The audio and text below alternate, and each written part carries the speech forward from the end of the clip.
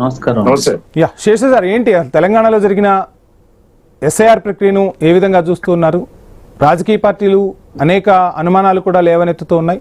ఆంధ్ర సెటిలర్ల అంశం కూడా ఇప్పుడు చర్చకు వస్తుంది. సో ఏం జరగబోతుంది? రాజకీయ పార్టీలు అంశాలు తీసుకొస్తున్నా ఎన్ని ఓట్లు కరెక్ట్గా అంటే ఓటర్ల జాబితాలో నమోదయ్యే అవకాశం ఉందనేది మరికొద్ది రోజుల్లో స్పష్టంగా తెలిసే అవకాశాలున్న వేళ రాజకీయ పార్టీలు చేసేవి ఆరోపణలు అనుకోవచ్చా? ఎలక్షన్ కమిషన్ నిష్పక్షపాతంగా వ్యవహరించింది అనుకోవచ్చా? ఏం జరిగింది అనుకోవచ్చు?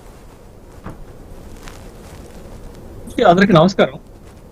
ఆగస్టు 17న ఎలక్షన్ కమిషన్ ఆఫ్ ఇండియా మన సర్క్ సంబంధించినటువంటి సమాచార ప్రాథమిక డాటాని విడుదల చేస్తుంది. అక్టోబర్ 19కి తుది జాబితాని రిలీజ్ చేస్తుంది. అయితే ఇక్కడ మనకి 2 తెలుగు రాష్ట్రాల్లో సర్ ప్రక్రియ స్పెషల్ ఇంటెన్సివ్ రివిజన్ పూర్తయింది. అటు ఆంధ్రప్రదేశ్ లోకి వచ్చేసరికి 44 లక్షల ఓటర్లు డిలీట్ అయినట్టుగా తెలుస్తుంది, తొలగించబడ్డట్టుగా తెలుస్తుంది. తెలంగాణకు వచ్చేసరికి ఆశ్చర్యకరంగా 73 లక్షల ఓట్లు, దరిదాపు 73,39,334 ఓట్లు తొలగించినట్టుగా ఒక ప్రాథమిక సమాచారం మనకి వార్తా సంస్థల ద్వారా తెలుస్తున్నటువంటి అంశం. బట్ మనం ఈ సర్ ప్రక్రియ ఊహించినప్పుడు దరిదాపు 50 లక్షలకు పైగా ఓట్లు తొలగించబడతాయని నేను ఎస్టిమేట్ చేశాను. మన చర్చల్లో కూడా అనేక సందర్భాల్లో నేను ఈ అంశానికి సంబంధించి చెప్పాను. బట్ మన అంచనాలకు మించి 73 లక్షలు అంటే ఒక చిన్న రాష్ట్రంలో, అంటే మన రాష్ట్రంలో 2024 లెక్కలు కనుక తీసుకుంటే, లోక్సభ ఎన్నికల లెక్కలు తీసుకుంటే 3,38,00,000 ఓట్లు ఉన్నాయి. 3,38,00,000 ఓట్లలో 73 లక్షల ఓట్లు తొలగించబడ్డాయి. ఆ ఫామ్ ఎన్యూమరేషన్ ఫామ్స్ తిరిగి రాలేదు అని అంటే కొంత ఆశ్చర్యకరమైనటువంటి, అంటే పెద్ద మొత్తంలో ఓట్లు తొలగించబడ్డట్టుగానే మనం చూడాలి. అయితే మనకి 3,38,00,000 ఓట్లలో ఫామ్స్ తీసుకున్న వాళ్ళే, ఎన్యూమరేషన్ ఫామ్స్ తీసుకున్నటువంటి వాళ్ళే 2,69,00,000. వాటిల్లో దరిదాపు మనకి తిరిగి ఇవ్వనటువంటివి 69 లక్షల ఫామ్స్ తిరిగి ఇవ్వలేదు. తర్వాత ఒక 4 లక్షలు ఫామ్స్ వాళ్ళ దగ్గర ఉన్నట్టుగా, తీసుకున్న ఫామ్స్ తిరిగి ఇవ్వనట్టుగా తెలుస్తుంది. తీసుకొని 69 లక్షలు ఉంటే తిరిగి ఇవ్వనివి 4 లక్షలు ఉన్నాయి. అంటే మొత్తం 73 లక్షల ఓట్లు తొలగిపోయి మనకి స్పష్టంగా కనపడుతుంది. అయితే మీకు బీహార్ కి, తర్వాత వెస్ట్ బెంగాల్ కి, కేరళకి, తమిళనాడుకి ఉన్నటువంటి పరిస్థితి ఇప్పుడు తెలుగు రాష్ట్రాల్లో లేదు. ఎందుకంటే అక్కడ సర్ ప్రక్రియ ప్రారంభమైనప్పుడు ఎన్నికలు ఆ రాష్ట్రాలు సర్ ప్రక్రియ పూర్తిగా ఎన్నికలు జరిగాయి కాబట్టి ఎన్నికల పైన ఆ ప్రభావం స్పష్టంగా కనపడింది. కానీ తెలుగు రాష్ట్రాల్లో ఎన్నికలు జరగడానికి ఇంకా సమయం ఉంది కాబట్టి బట్ ఆ ప్రభావం ఎంతవరకు ఉంటుంది అనేది ఒక ప్రశ్న వేసుకుంటున్నాం. అయితే తెలంగాణ రాష్ట్రంలో తొలగిపోతాయని భావిస్తున్నటువంటి 73 లక్షల ఓట్లలో సెంట్రల్ తెలంగాణలో, అంటే ముఖ్యంగా హైదరాబాద్, మేడ్చల్, మల్కాజ్గిరి, రంగారెడ్డి, సంగారెడ్డికి ఆనుకొని ఉన్నటువంటి నియోజకవర్గాలకు సంబంధించినటువంటి ఓట్లు పెద్ద మొత్తంలో తొలగిపోయినట్లుగా మనకు కనపడుతుంది. ఒక హైదరాబాద్ లో హైయెస్ట్ మీకు 19 లక్షలకు పైచులకు ఓట్లు తొలగించబడితే, మేడ్చల్, మల్కాజ్గిరి సరకు మీకు 10 లక్షల ఓట్లకు పైచులకు, అంటే మొత్తంగా ఈ 2 జిల్లాల్లో 30 లక్షల ఓట్లు తొలగించబడ్డాయి. కాబట్టి 30 లక్షల ఓట్లు ఆ 2 జిల్లాల్లోనే తొలగించబడ్డాయి. అంటే మీకు ఈ సెంట్రల్ తెలంగాణ, హైదరాబాద్ కు సంబంధించినటువంటి దగ్గర ప్రభావం పడుతుంది అనేటటువంటిది మనకు అర్థమవుతుంది. ఓట్లు తొలగిపోయాయంటే ఆ ప్రభావం ఖచ్చితంగా పడుతుంది.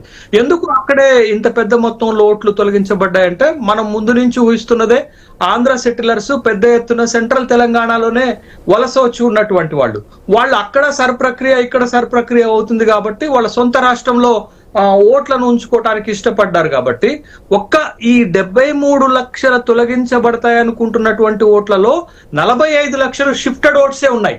అంటే షిఫ్ట్ అయినటువంటి ఓట్లే ఉన్నాయంటే ఎంత పెద్ద మొత్తంలో ఆంధ్ర సెటిలర్స్ ఓట్లు మీకు హైదరాబాద్ లో గతంలో ఉన్నాయనేది మనం అర్థం చేసుకోవాలి. కాబట్టి అక్కడి నుంచి పెద్ద ఎత్తున వాళ్ళ సొంత రాష్ట్రంలోకి వెళ్ళటం వల్ల ఆ 2 జిల్లాల్లోనే 30 లక్షల ఓట్లు తొలగిపోయినటువంటి సందర్భాన్ని మనం చూస్తున్నాం. అయితే ప్రభావం ఎట్లా ఉంటుంది రాబోయేటటువంటి రోజుల్లో ఎన్నికల పైన, లేకపోతే ఏ పార్టీల పైన ఈ తొలగించబడ్డటువంటి ఓట్లు ఉంటాయనేది కనుక మనం చూస్తే, మీకు హైదరాబాద్ లో 15 నియోజకవర్గాలు ఉంటాయి, శాసనసభ నియోజకవర్గాలు. రంగారెడ్డికి వచ్చేసరికి 14 ఉంటాయి. మొత్తం ఈ 2 జిల్లాల్లో కలిపి 29 ఉంటాయి. ఆ మెదక్ ఆ పక్కన ఉన్నటువంటి ఇంకొక 5 నియోజకవర్గాలు కల్పించుకుంటే ఒక 30-35 శాసనసభ నియోజకవర్గాల పైన ఖచ్చితంగా ఈ తొలగించినటువంటి ఓట్ల ప్రభావం పడుతుంది అనేది మనకి స్పష్టమవుతుంది. అయితే ఇక్కడ సెటిలర్స్ గతంలో ఇంత పెద్ద ఎత్తున ఉన్నారు కదా, ఇప్పుడు ఈ సెటిలర్స్ ఓట్లు కనుక తొలగించాం కాబట్టి మరి తొలగిపోయినటువంటి సెటిలర్స్ ఓట్లు ఏ పార్టీకి నష్టం చేస్తాయి అనేటటువంటి ఒక అభిప్రాయం పెద్ద ఎత్తున రాజకీయ వర్గాల్లో విశ్లేషణ జరుగుతుంది, చర్చ జరుగుతుంది. బట్ ఏం జరుగుతుంది అనేది ఒక్కసారి మనం పాత లెక్కలు కనుక చూస్తే మీకు మల్కాజిగిరి లోక్సభ నియోజకవర్గము మొత్తం దేశంలోనే అతిపెద్దది. దాదాపు 38-39 లక్షల ఓట్లు ఉండేటటువంటి మల్కాజిగిరి లోక్సభ నియోజకవర్గం ఎన్నిక ఫలితాన్ని చూడండి. 2014లో టీడీపీ గెలిచింది, మల్లారెడ్డి గారు గెలిచారు. 2019లో కాంగ్రెస్ గెలిచింది, రేవంత్ రెడ్డి గారు గెలిచారు. 2024లో బీజేపీ గెలిచింది, ఈటెల రాజేందర్ గారు దాదాపు భారీ మెజార్టీ తోటి గెలిచినటువంటి సందర్భం. అంటే అక్కడ సెటిలర్స్ ఓటర్స్ షిఫ్ట్ అవుతున్నారు. ఆ సందర్భాన్ని బట్టి ఆయా పార్టీలకు వాళ్ళు మద్దతు ఇస్తున్నట్టుగా కనపడుతుంది. రెండోది, ఎంతైనా సెటిలర్స్ ఓట్లు ఒక పార్టీకి ఒక కులానికి బలమైనటువంటి మద్దతుదారులుగా నిలబడ్డారు అనటానికి మల్కాజ్గిరి ఉదాహరణ అయితే ఇంకొక మంచి ఉదాహరణ చెప్తాను వంశీ. ఏంటంటే మీకు హైదరాబాద్ లో అంటే రంగారెడ్డి, హైదరాబాద్ కలిసి ఉన్నటువంటి ఒక 3 నియోజకవర్గాల చరిత్ర చెప్తాను. షేర్లింగంపల్లిలో పెద్ద శాసనసభ నియోజకవర్గం తెలంగాణలోనే. ఇక్కడ పెద్ద ఎత్తున సెటిలర్స్ ఉంటారు. ఇక్కడ 3 సార్లు గెలిచింది, అది ఏ పార్టీ నుంచి అయినా 3 సార్లు వరుసగా గెలిచింది అరకపూడి గాంధీ గెలిచారు. తర్వాత కూకట్పల్లిలో మీకు ఇక్కడ మాధవరం కృష్ణారావు గారు గెలిచారు, ఏ పార్టీ నుండైనా తనే గెలుస్తున్నాడు. తర్వాత ఇంకొకటి మీకు జూబ్లీ హిల్స్ లో 3 సార్లు ఒకే వ్యక్తి గెలిచారు. తర్వాత మొన్న చనిపోయినటువంటి మాగంటి గోపీనాథ్. ఏ పార్టీ నుంచి నిలబడ్డ వాళ్లే గెలిచారు, టీడీపీ నుండి నిలబడ్డ వాళ్లే గెలిచారు, బీఆర్ఎస్ నుంచి నిలబడ్డ వాళ్లే గెలిచారు. వీళ్ళు ముగ్గురు కూడా ఒకే సామాజిక వర్గానికి చెందినటువంటి వాడు. వీళ్ళ ముగ్గురుకు కూడా ఒక పార్టీకి సంబంధించినటువంటి సెటిలర్ ఓట్స్ బలమైనటువంటి మద్దతుదారులు. కాబట్టి 3 సార్లు ఆ 3 నియోజకవర్గాల్లో గెలిచారు అనేటటువంటి విషయాన్ని గమనించాలి. కాబట్టి సెటిలర్స్ సందర్భాన్ని బట్టి వాళ్ళ మద్దతు, తర్వాత మెజారిటీ ఆఫ్ సెటిలర్స్ ఒక పార్టీకి మద్దతు ఇస్తున్నట్టుగా అటు మల్కాజ్గిరి చూసినా, ఇటు ఈ 3 శాసనసభ నియోజకవర్గాలు చూసినా మనకు స్పష్టమవుతుంది. ఇంకొక కీలకమైనటువంటి అంశం చెప్తాను. ఇప్పుడు తొలగిస్తున్నటువంటి ఈ ఓట్లు పెద్ద ఎత్తున అక్కడే ఓట్లు తొలగిపోతున్నాయి కాబట్టి ఏ పార్టీలపైన ప్రభావం పడుతుంది అనంటే, బీజేపీకి మద్దతుగా ఇతర రాష్ట్రాల సెటిలర్ ఓట్లు ఉన్నారు. అది ఎంత కాదనుకున్నా ఇతర రాష్ట్రాల సెటిలర్ బీజేపీకి మద్దతుగా నిలబడ్డారు. అది బీజేపీకి నష్టం జరుగుతుంది కొంత. రెండోది, ఇక్కడ కాంగ్రెస్ కి ఈసారి ఎందుకు కాంగ్రెస్ అధికారంలో ఉంది కాబట్టి, మీరు మొన్న జూబ్లీ హిల్స్ ఫలితాన్ని చూస్తే జూబ్లీ హిల్స్ లో కాంగ్రెస్ గెలిచింది అని అంటే చాలా కాలం తర్వాత సెటిలర్స్ మద్దతుతోటే గెలిచింది. కాబట్టి ఇప్పుడు కాంగ్రెస్ అధికారంలో ఉంది కాబట్టి ఈ సెటిలర్స్ ఓట్లు ఇక్కడ తొలగించడం వల్ల రాబోయే ఎన్నికల్లో కాంగ్రెస్ కి కొంత నష్టం జరిగేటటువంటి అవకాశం ఉంటుంది. ఇక మూడోది, నేటివ్ ఆఫ్ తెలంగాణ పీపుల్ అంటే బస్తీల్లో, కాలనీలలో ఒరిజినల్ తెలంగాణ వాళ్ళు ఉన్నారు కదా, ఆ ఒరిజినల్ తెలంగాణ వాళ్ళు తెలంగాణ రాష్ట్రం ఏర్పాటైన తర్వాత బీఆర్ఎస్ కి మద్దతు ఇస్తున్నారు.